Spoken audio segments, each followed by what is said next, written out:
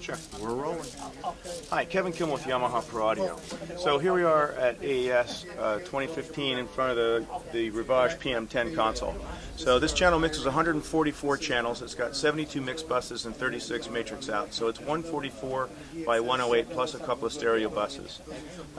There's some really unique things about this desk. Just to touch on some of the highlights, we've created our own network. It's called Twin Lane, and it's the connection that happens over multi-mode fiber between the stage box and the DSP engine.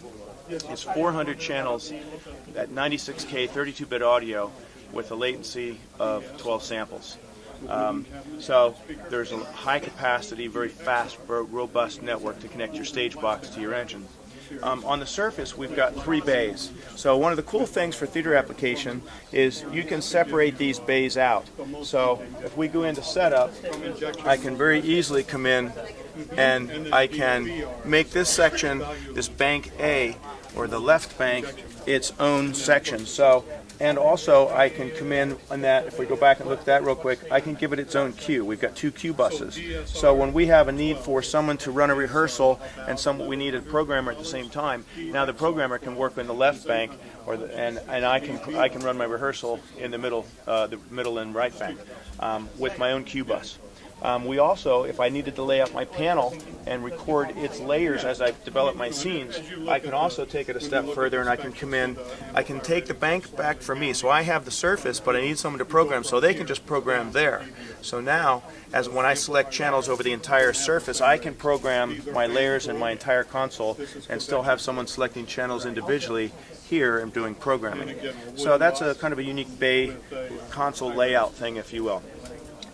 Scene management's important. We've got 1,000 scenes. That's the total number of scenes, but each scene has 99 sub-scenes. The total number is still 1,000, but so you can have a 1, a 1.01, 1.02. So you have lots of ways to insert things just using simply using decimal points.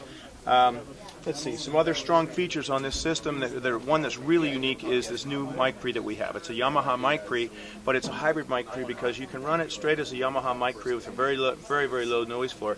But also then we have the ability to come in and on a channel-by-channel basis, we have Rupert Neve transformer emulation that Rupert himself gave his blessing to and said, gave us the approval along with the other Rupert plugins we have.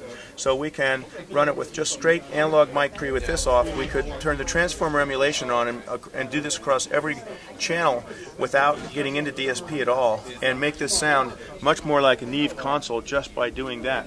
But we also have silk. We've got red and blue silk and a texture knob, so we also can then add second and third harmonic content to saturate the transformer on a channel-by-channel basis, red being upper mids and highs and lows being lower mids and lows. How much do you want to fatten up the sound of that transformer with this harmonic content? And what it does is it makes it fatter, it makes it have more sheen in the red, but it also changes dimension, not just in width but in depth. And that in itself is a game changer. And the cool thing about that is you can get a great sound before you ever go to your EQ. We've got 4 EQs per channel, but before we ever go to an EQ or any plugins, and we've got a lot of plugins, and so if you don't do as much EQ, then you don't have you have a better phase response on every channel, let alone 40 or 140. So anyway, those are just a couple of highlights of the Rivage PM10. You can check it out on YamahaProAudio.com.